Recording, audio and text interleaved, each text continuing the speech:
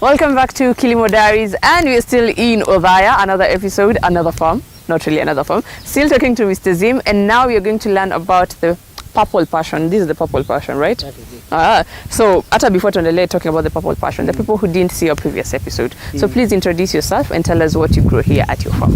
I am Zachary Ichaura Mwaniki Zim. I come from Karema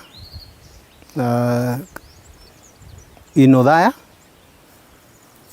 and I am a farmer. So you had come here for macadamia. Yes. And in between macadamia, I thought there was a lot of space. Yes. And I had energy. Yes. And space. So I needed to do something with myself. And passion fruit is what you went for. So I went for tree tomato, and tree tomato became an issue. I had a problem of infestation of whiteflies. So it was unsustainable. So I thought I'd do passion, and that's what I'm doing. Yes. So the passion fruit, how long as of now have you grown it? I started small with a few plants. I could not satisfy the market. So I decided to add more to be able to satisfy the market in our local Othaya town. We only took 2.5 kilometers from Othaya. So as I go to my workplace, when I find time, I take them to people who are willing to buy. Okay. Yes. So planting the passion, do you start from seeds or do you start from a seedling? You can start from both, but because of time, I found it convenient to look for varieties that are grafted. I understood the local ones were not grafted, they have a problem with different bacterial diseases, and they will not be able to fetch water from down below. So I look for literature, documentaries from all over. I noted Oxfam did some bit of literature. I had a PDF that I downloaded on passion. So I read issues of passion, how you plant, how you do spacing, all those things. But because they were very far and I could not be able to reach them, I got a person certified in a local area that was doing passion. Grafting. So and I went for that. So that is how you started. That's how I started. How do you plant the passion tree? Like now you got the grafted one. How did you plant it in the soil? Like did you have to put it in cool, like unafanya mahindi like funika huko ndani? So what you do, you dig a hole. This time I was preferring 1.5 feet by 1.5 feet down. Then I mix the top soil with enough manure and DAP. So after that, I take my plants as it is in that pot. I plant it as it is, but I remove the pot. I leave it, because of the grafting, I leave it with that. You call it as the plant itself, okay? The baby plant. But that tape that binds. Oh, okay. The two, because they are grafted, there's a tape. Grafted, there's a tape. I leave them in press for like 2 weeks. I water, I do mulching, and after 2 weeks I cut that tape, and the plant will have healed completely. So, and I make sure that I don't stay more than 2 weeks, because that tape will be overgrown by the passion. The passion. Yes. That's how I plant. But I also observe space, so that I have 10 by 10. When you say 10 by 10, it's 10 feet? 10 feet by 10 feet. That's what I was trying to attain. And because I had the holes that had tree tomato, I was keeping one.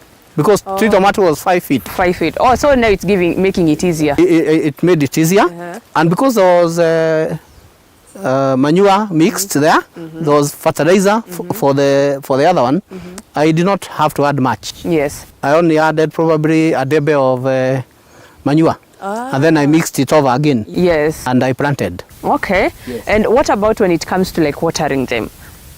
You can see I have a drip irrigation system. Simple.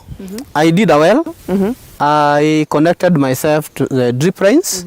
Instead of using the normal drip, and because I had the drips, I connected the canoozle, the button drips, button drip, so that I would have more water in a shorter time, so that I could now move to another area. So that's how I did it. But you can see the other drip, the flow rate is a bit low. Yes. So I perforated with that button drip, and I can have more water in a shorter time. Yes. So the water goes directly into the roots. The water goes directly into the roots, and I don't have to do a lot of weeding. And you can see down here I have desmodium, yes, which is a cover crop. So I can give this one to my cow. So I don't have to do much job. So 2 birds with 1 stone. 3 birds, because I have the macadamia. 3 birds, 1 stone, yes, true. So when we were doing the macadamia, you talked to us about the mulching. Have you also done the same thing when it comes to passion? Yes, and it is very good, because as we mentioned, the mulch also become manure, organic, and because the mulch also has other nutrients, my plants don't have a dry place anytime, and they retain moisture. So if you look at this, it has not rained here for like 3 weeks. 3 weeks?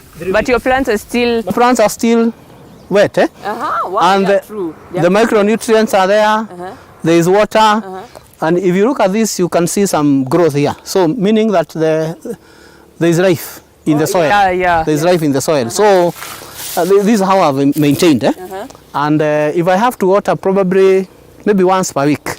Once per week, okay, that's watering using electricity is a cost. Yes. So I make sure that I must maximally utilize my resources. Yes. So that I don't have a loss.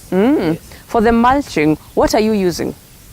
There are some people who are buying macadamia in our locality. So I used to collect the macadamia husks. Oh, and use them. Yeah. Oh wait, these are the macadamia.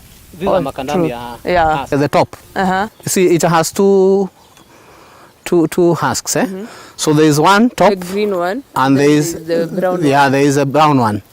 Yes. Before you get to the, so I was using the top one. Oh. So, and because I was not buying, I would pick a wheelbarrow full for all the trees that I have. I have around 300. Yes. So those are the ones I'm using to do the mulching. Wow. And it does well. You see, after 3 weeks and they are still like this, quite good. But of course I have the advantage of having a grafted variety, which is able to still go down. Yes. So when we are talking about, we've dug up and we've seen how still the moist the soil is. We've seen the white, and you've told me it's a show of life. Yes. Are the passion fruits also affected by pests and diseases? Yes, they are affected by pests and diseases. Like you have a problem of aphids, of course not much, but the major problem we have is bacterial diseases and viral. You find sometimes the one plant just dries up, and we have very little to do with that. At times you find there is a dryness, a hardness. Like this one has that problem, so it's hard. So as compared to this healthy one, it is called kangumu. They call it kangumu. Yes. Of course, it's woodiness, and it's one of the problems that we are facing. Sometimes you have solutions, but the solutions are too expensive. But because it's intended to occupy the space in between the macadamia, if I do a life of 2 years, then I'll be comfortable. Wow. Then you can move to something else. Yes. So we've seen that you have a couple of fruits. Even some are continuing to grow as much as you're getting the ripe ones. How many times do you harvest in a year? It depends on whether you irrigate or not. So when you irrigate, you have a production throughout. So in a week, you're able to come back, pick whatever has dropped or what is really ripe. So that's what you take to the market. I now sell, because I have added like 200 after. So those ones are at this stage, and that is what I want to take to the market. The market may now be bigger. I may take to Nyeri, to Karatina and probably bigger town. But right now I'm selling I'm selling in Othaya, and I'm not able to meet the demand. Wow. So farmers in Othaya need to invest. You need to invest, but you see, it's tricky. You have to make sure that you stake this. You use pesticides. Yes. You use fertilizer and mulching. Yes. So very few people are willing to take that initiative, risk, the risk. It can be expensive. Yes. But because I have to find an activity and make money, I find it worthy to look for those posts, look for a wire to hold them. no, it's a cost. Yes. Drip is also a cost. Yes. So not many people manage to do that. Yes. So when it comes to the passion you've grown, you said it was the grafted one. How long did it take to mature to this level? This one has taken like 8 months or so. 8 months. Wow. Okay, not that long. It's 8 months. You've achieved this, but taking with the first few fruits in around 3 or 4 months. Wait, what? You are grafting from a sound that is mature. Yes. So it starts yielding nearly immediately, but the fruits are small and they are few. And what happens, you let the plant grow up to this stage, then take a branch on that side, take a branch on that side, and let all the suckers throw down as they produce. Yes. So you make the first fruit you make from the main, and then the rest of them you make like this. But then as this one comes down, you also find a lot of fruits here. So the production increases in the second and third year, because you have more suckers here now dropping down. Okay. Yes. Okay, that is quite interesting. Yes. And also when you're growing them, you've talked about being expensive to put up posts, the wires and everything. Yes. What are some of the challenges that a farmer can face, or rather even you face when you're growing the passion fruit? My major challenge is like now it has not rained for some time. So that's a big challenge, because even the wells that you're using, the water levels have gone down. Yes. So if it was pumping for 3 hours, then I'm able to only do like 1 hour or so. Yes. I've mitigated that by doing the mulching. Yes. The other major problem I have is a mole. Yes. Mole fuko. Imenisumbua. Kitu jinga.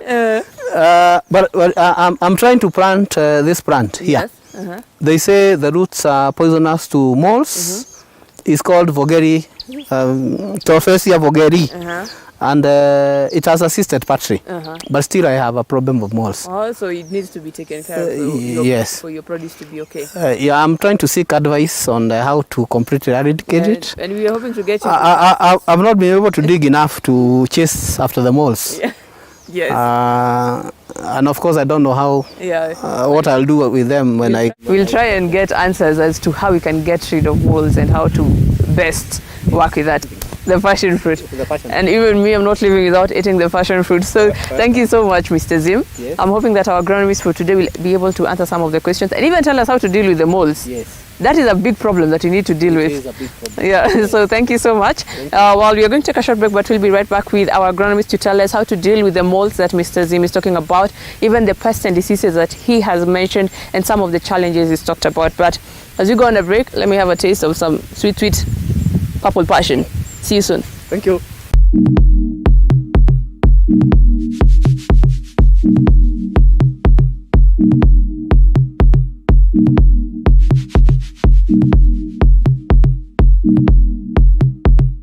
You are watching TV 47, the home of untold stories.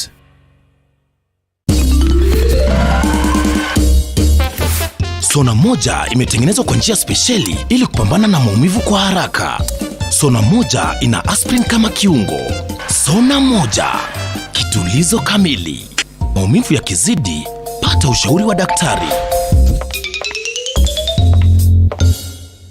You are watching TV 47, the home of untold stories.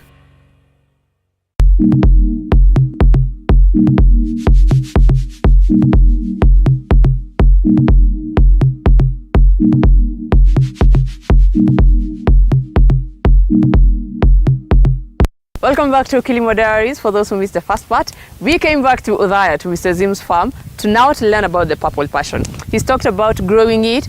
His is a different kind. His is grafted. So you're going to learn from our agronomist today. Tell us if there's a different kind apart from the grafted one, and also talk about the pests and diseases. And remember the molds that he talked about? We're going to answer that question right now. So I'm joined by Cliff from Oxfam, and I'm going to let him introduce himself because there's some people who do not know you, and then we can continue from there. Okay, thank you. I'm Cliff Luby, an agronomist from Oxfam, and I appreciate being here to be able to answer Mr. Zim's inquiries. So we've learned that Mr. Zim's produce is a grafted purple passion. Are there different varieties? Okay, when it comes to purple passion specifically, one can only plant one that is grafted and one that is non-grafted. But the reason why nowadays we opt for the grafted one is to enhance the quality and the quantity in terms of production. Because we find the grafting, just the same way those who deal in livestock, they usually do this breeding. So in some way you find they take animals from the same family but of different species, then they inbreed them to have a product or an animal of a better quality. So that's the reason why we graft the purple against the yellow passion, as you find it's kind of resilient in most of the ecological zones in Kenya. So when it comes to planting, we've seen for him he's put up poles and wires to lift them up. Is this recommended when you're doing the passion, and why is it so? Okay, first we understand that passions, they grow as vines. That, in other words, some call them climbers. Yes. Yeah. The reason why we do this, the raising of the poles, because first the pole has to be around 2 to 3 meters tall, that is from the ground. Then at the top is where you'll mount the barbed wire on which the plant will be crawling on. The reason why you do that, you find it being a climber, there's no way it can support itself to raise above the ground. Yes. And if you put the barbed wire at a lower level, then that means majority of the leaves might lay or touch the ground, and that one can be a risk to the plant because you're not sure or guaranteed or how healthy the soil is. So it might be having some soil-borne diseases which might impact the plant, and that will be a challenge or a problem to the farmer. So that's why we usually recommend, you find from one pole to another pole, we usually recommend at least a distance of around 4 meters. Yes. That is from one pole to another. So as the vine grows, it has ample space to crawl, either from both ends. Yeah, because find between the poles, the vine is usually at the center. Yes. Yeah. So we've seen that for Mr. Zim, he's done this for a couple of years. But for a farmer who is starting up, what are the basic steps they need to take when they're planting the passion tree?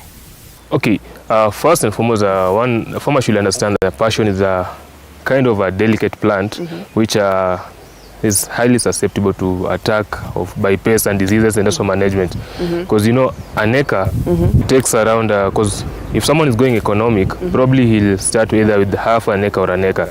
So we can use an acre as an example. Yes. The spacing normally is usually recommended one, usually 2 by 3, or even some can do 3 by 3.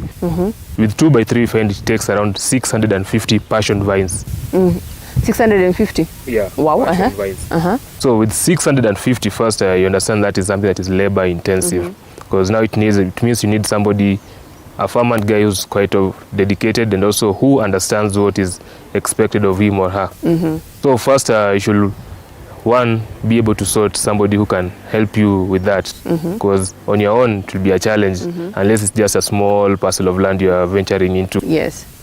Number 2, if you are going the grafted way, you also, as always, as we tell people, you have to ensure you source your seedlings from a reliable source. Yeah. Because you find one might sell you a seedling at this point, then as it grows, you realize your passion, when you bought it, okay, since it was young, it looked well, but since it was not certified, in it, maybe it has carried some maybe viral infections or other things.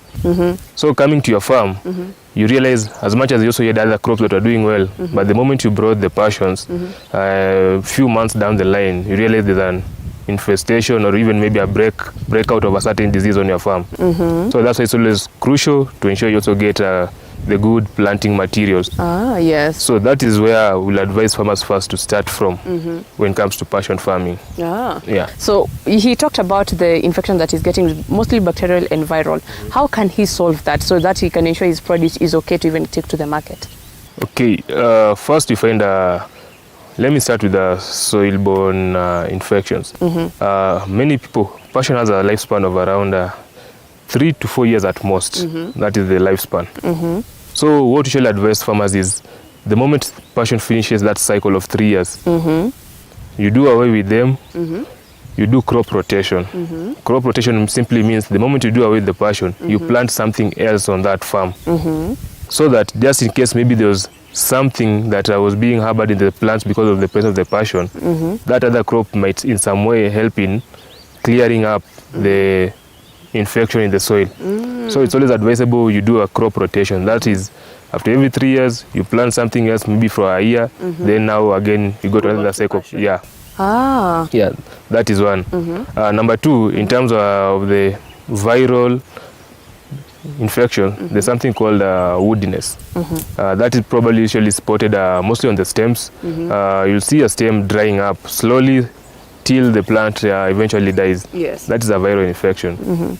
Normally that one is usually brought about with you sourcing seedlings that are not certified, because I would just go somewhere from somebody because you have the yellow passion and you want to graft them into your purple.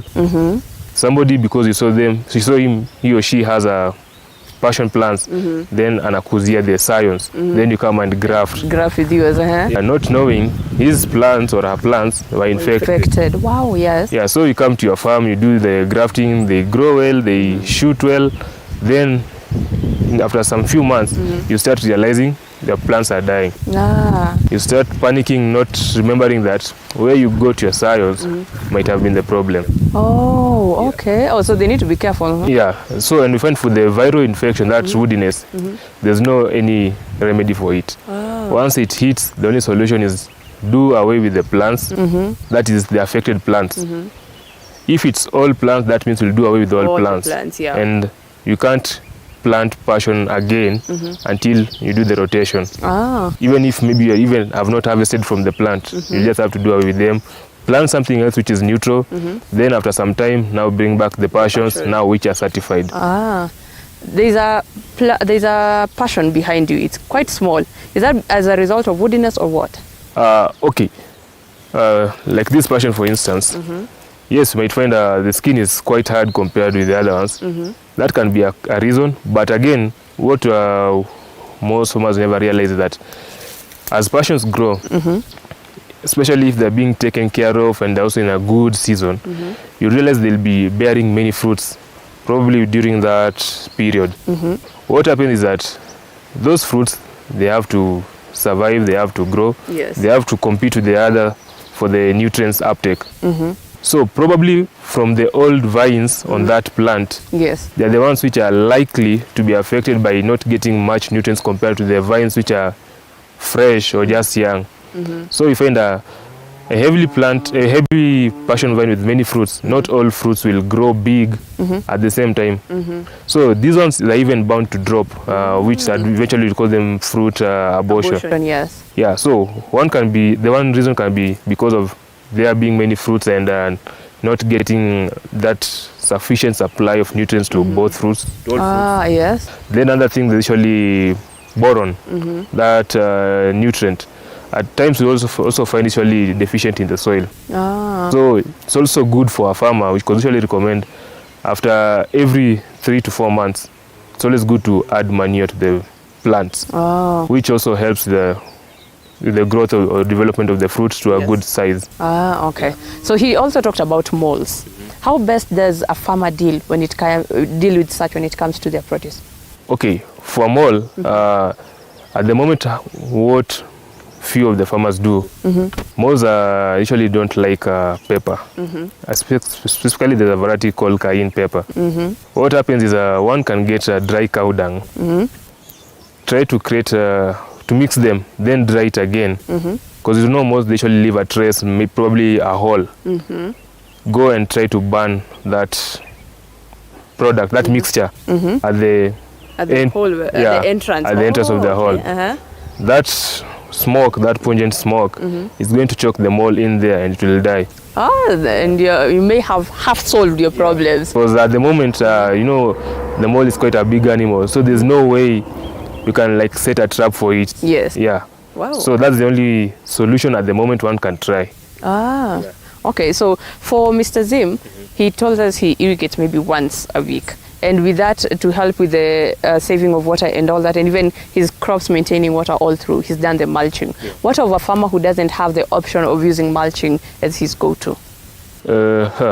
Okay, for farmers who don't have an option of using mulching, because you find even this plant being water stressed is also something that can also lead to the fruits not developing in the same size evenly. So what we usually recommend is one can incorporate the drip, but the drip might be expensive for others. Nowadays, there are those who usually try and use the water bottle drip. Although it will be kind of tedious, but at least it helps, because I find the bottle is fitted with a small tap, drip tap, which you just regulate it to release water at a certain rate based on how the sun rays are. Yeah, so besides the mulching, drip, you can also incorporate the bottle drip, because at least with the bottle drip, it's cheaper compared to drip. But in terms of the labor, it's kind of tedious compared, since you have 650 vines to attend to. So meaning the purple passion can also do well in dry areas if you put in mind those ideas of irrigation. Yes, but purple normally does well in high altitude areas. Because when you go to the coastal region, you find yellow and even sweet yellow, they do well, coastal, Ukambani. But you can do pande huko. You have tasted the sweet, the fruit, and you find it's actually quite sweet. Yes. This one, if you plant in the coastal region, you can't compare the sweetness. Okay. So also the altitude is a factor, not just the water. Also, the altitude as well. So as we wind up, Cliff, how is the market of the purple passion? And if a farmer delves into the passion farming, will the market be open to them, like they can get clients anytime? Okay, for the purple passion, yes, the market is there. But now you find there are factors that will determine how your market is. Currently, you find most people, they usually like working with suppliers, because we can say Mr. Zim is a passion supplier. Yes. Somebody who can supply him the fruits regularly. It shouldn't be a one-time thing. I come to you, then I come next time, and Okay. Thank you so much, Cliff, for your advice, and I hope that the farmers watching can have gotten solution. Mr. Zim as well has gotten solutions to some of the problems he has, including the molds, the cayenne pepper, and the dung. That is something new I've learned. Well, I hope that you've taken notes when it comes to planting the purple passion, and that you can consider planting this at your farm, because the market is ready for you. Well, until next week when you go to another farm, see another fruit or another crop. My name is Violet Njeki. See you then.